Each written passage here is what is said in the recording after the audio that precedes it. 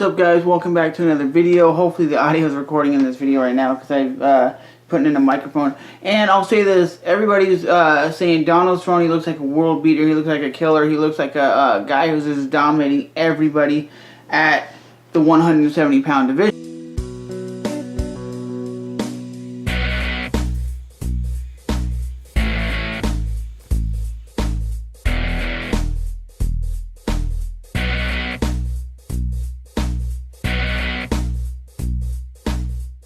And I definitely agree that he is dominating everybody at the 170-pound division. He's making it look very, very easy.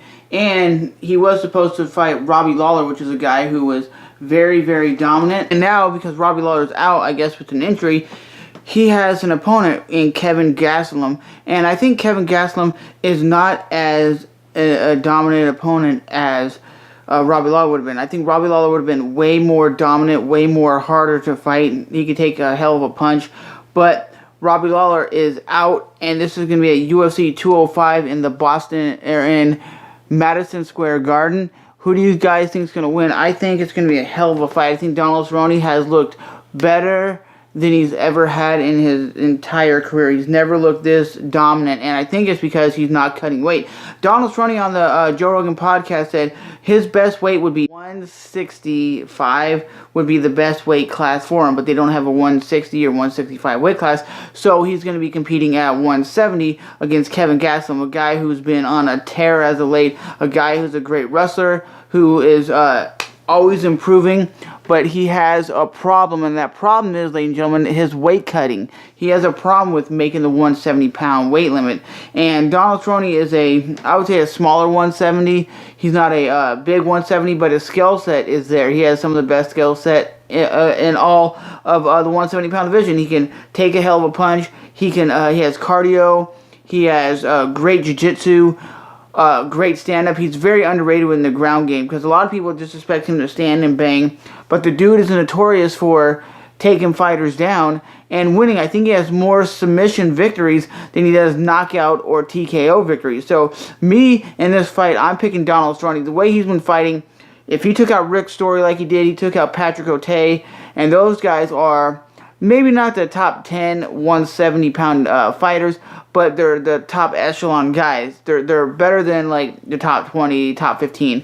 They are pretty good fighters, but Donald Cerrone is stepping his game up and fighting Kelvin Gastelum, which is a guy who's making a run for the title.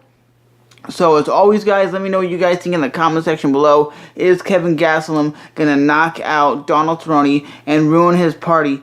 I think, like he said, he's 11-1 in his last 12 fights. He's only lost one fight, and that was to the opponent at 155 pounds, Rafael dos Anjos, when he was going for a title fight. And he just got overwhelmed in that fight. And I don't believe he's going to get overwhelmed in the 170-pound division. Everybody keeps saying, dude, don't go back to 155.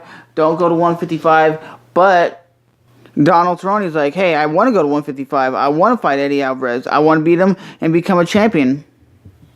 But for me personally, I think the 170-pound division is where it's at. I don't believe anybody right now can stop this dude. He's dominating. He's put on the best performance of his life. Look what he did when he knocked out Rick Story. I've never seen combos like that. It was like a punch to the body and then like a kick to the head. That was some like ninja stuff. So as always, I'm Trevor from Trevor's MMA. Let me know what you guys think in the comment section below. Are you excited about this fight or not excited? Like I said, this will be in November at UFC 205 in Madison Square Garden, which they're saying is going to be the biggest fight card ever in MMA history. It's going to surpass what you had at UFC 200, which was supposed to be a great fight card, but it didn't turn out to be the card that everybody thought it would be.